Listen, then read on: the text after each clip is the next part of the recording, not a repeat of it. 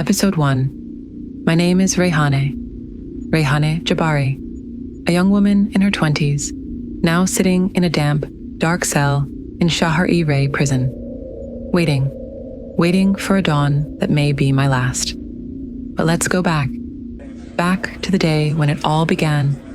I was sitting in an ice cream shop in the north of Tehran, talking on the phone with a client, an old client, someone for whom I had designed a booth at the international exhibition. When the call ended, a middle-aged man stood up from a nearby table, ordinary looking, neat, the kind of face you might see beside you in a taxi or behind you in line at a bakery. He walked over with a smile. "Sorry, I overheard you. Do you work in interior design?" "Yes," I answered. He said he was a doctor, a plastic surgeon. He had a place he wanted to turn into a clinic. I gave him my company card. Full of hope, something inside me sparkled. I was 19, fresh, motivated, dreaming in colors, about designing his clinic, making brochures, running campaigns, building a name of my own. It all felt like life was finally moving the way it should. Weeks passed. Then, one day, my phone rang. An odd number, made of nothing but eights. The same voice, the doctor, inviting me to see the place. The first time, I didn't go. My mother was suspicious too. But the second time, I went. I got into his car. Another man was with him. Later, I would hear people call him Shaky. Even then, there were signs I should have noticed. But I wanted this project to be mine. I wanted to stand on my own, without family help.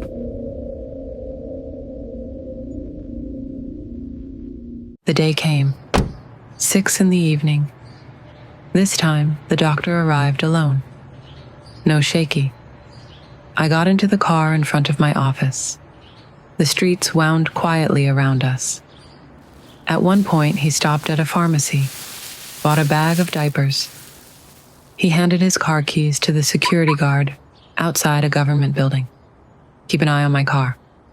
Something inside me hesitated, but still, I trusted him.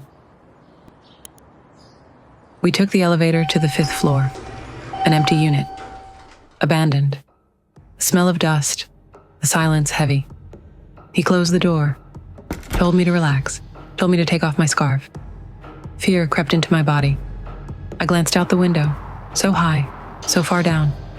I whispered to myself, "No, it's nothing. Stay calm." He brought juice, drank from it himself. I couldn't swallow. My throat was too dry. He went to the kitchen, came back, closer. He pulled out a package. "Do you know what this is?" I froze. His hands came toward me, wrapped around me. My breath stopped. I just wanted to run. And there, in that moment when I thought it was the end, I saw a knife. I jumped, grabbed it. He laughed, mocked me. "What? You think you're going to stab me with that?" Then he turned his back. And I, 19-year-old Reyhaneh, struck. All my life, all my fear, all my hopes poured into one single motion. Blood spilled. He turned, his eyes wide, disbelieving. "You stabbed me?" He began shouting, "Thief! Thief!" I ran. Shaky appeared. Out in the street, my coat was soaked in blood. I called emergency services, gave them the address, then stood in silence, watching the ambulance take his broken body away. That day, with one strike, Reyhaneh changed the fate of 2 families, her own and the victims.